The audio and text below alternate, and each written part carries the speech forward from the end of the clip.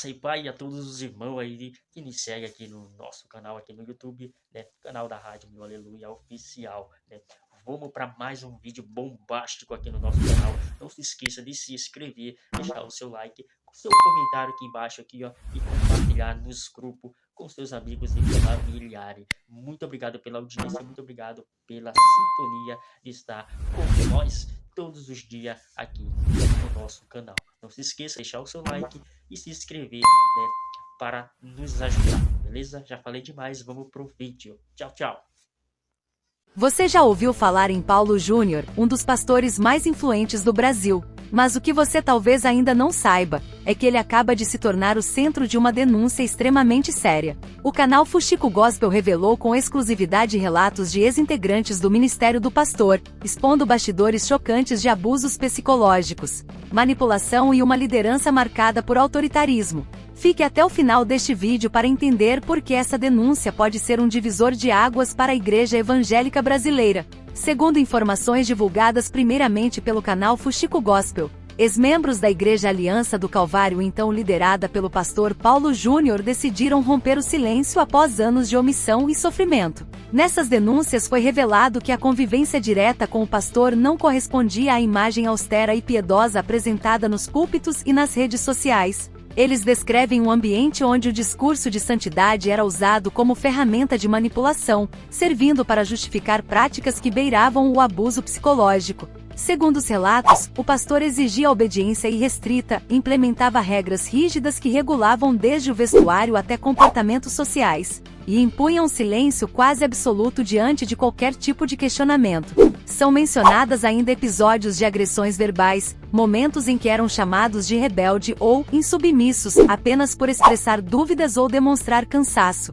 As ameaças, segundo eles, não eram explícitas, mas sempre rondavam o ambiente, criando uma atmosfera de constante medo, onde o sentimento de culpa era alimentado como uma forma de controle. Eles afirmam que mesmo quando a consciência gritava por justiça, o medo de ser taxada como usados pelo diabo para atacar o ungido do Senhor era mais forte. Para eles, o ministério parecia funcionar como uma prisão espiritual disfarçada de santidade, onde muitos permanecem presos não por correntes visíveis, mas por amarras emocionais e espirituais alimentadas por uma liderança autoritária e incontestável.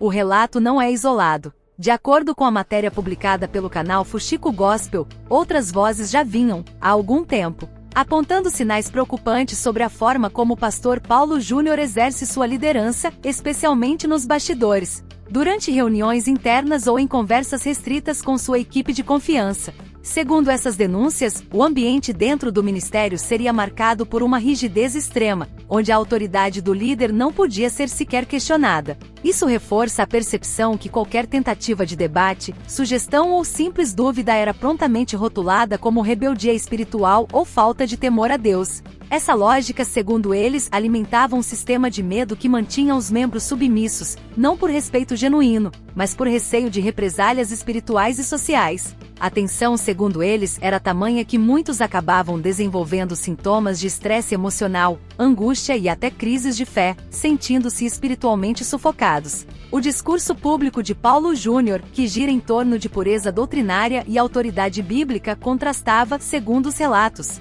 com atitudes internas marcadas por intolerância, inflexibilidade e uma constante vigilância sobre o comportamento dos membros. Essa disparidade entre o que se prega e o que se pratica escancara uma questão séria: até que ponto o poder espiritual pode ser utilizado para controlar, silenciar e oprimir, em vez de servir, orientar e libertar? A repercussão nas redes sociais tem sido intensa, refletindo o impacto profundo que esse tipo de denúncia causa no meio religioso. O nome de Paulo Júnior rapidamente voltou aos trending topics, principalmente entre o público evangélico, que se dividiu em reações de incredulidade e questionamento.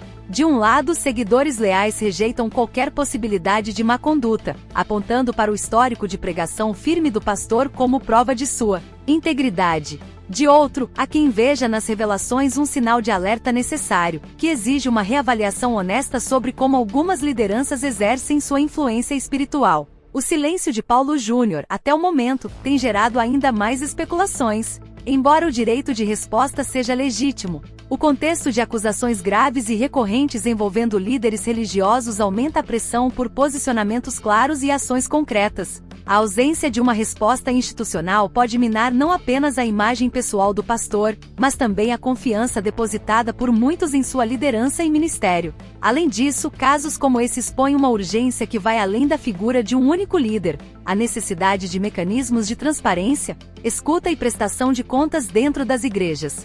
Líderes espirituais que exercem tamanha influência sobre a vida emocional e moral de seus seguidores não podem estar acima da crítica, nem isentos de responsabilidade ética. Ao contrário, justamente por ocuparem um papel de autoridade e condução espiritual, espera-se que sejam exemplo não apenas no púlpito, mas também nos bastidores. Essa denúncia reacende um debate fundamental: até que ponto a figura de um pastor pode ser exaltada a ponto de se tornar inquestionável? Em muitas comunidades religiosas, a autoridade espiritual é vista quase como sagrada, o que pode levar a uma blindagem perigosa contra qualquer tipo de crítica ou apuração. Casos como esse não apenas expõem possíveis abusos, mas evidenciam uma cultura onde o medo é confundido com respeito e a obediência cega é interpretada como sinal de fé.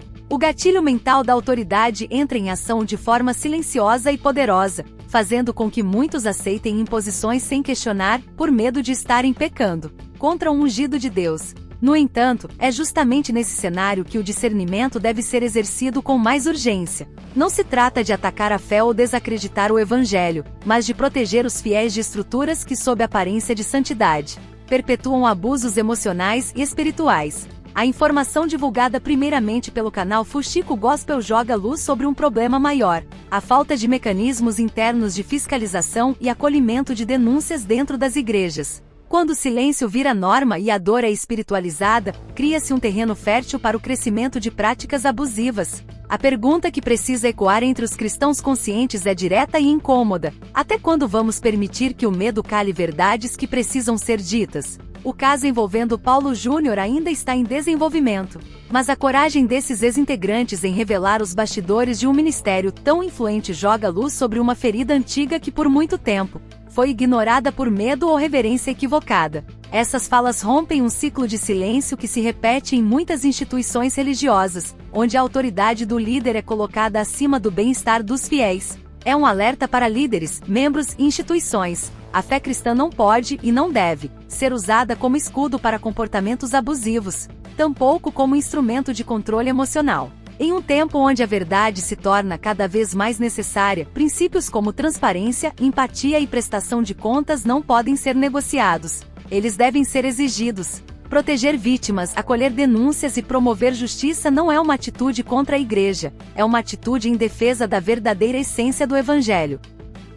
O momento exige maturidade espiritual, responsabilidade coletiva e disposição para olhar com coragem para dentro das estruturas religiosas. Somente assim será possível construir comunidades saudáveis, onde o cuidado genuíno prevaleça sobre o medo e o poder não se sobrepõe ao amor. Se você chegou até aqui, queremos te convidar a participar dessa reflexão. O que você pensa sobre tudo isso? Você acredita que é possível ter uma liderança forte sem abrir mão da empatia e da transparência? Deixe sua opinião nos comentários, sua voz é muito importante para esse debate. E se você quer continuar acompanhando conteúdos sérios com responsabilidade e compromisso com a verdade, se inscreva agora no canal Notícias Gospel. Aqui você encontra informação com respeito à fé e à inteligência do nosso público. Ative o sininho para não perder nenhum vídeo novo. E para finalizar, deixamos uma palavra de encorajamento em meio a tantos escândalos. Os que confiam no Senhor são como o Monte Sião, que não se abala, mas permanece para sempre.